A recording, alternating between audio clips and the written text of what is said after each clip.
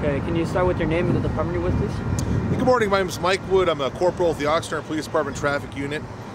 And this morning, around 05:58 hours, we responded to a traffic collision involving a motorcyclist and a vehicle.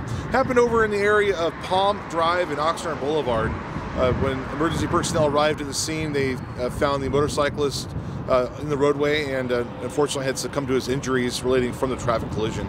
At this time, investigators are trying to piece things together and they're trying to determine if alcohol and/or drugs or speed are factors within this collision. We're encouraging anyone who had witnessed the collision to please call 805-385-7749. And your name and the department you were with one last time, please? Mike Wood, Corporal with Oxnard Police Department, Traffic Unit.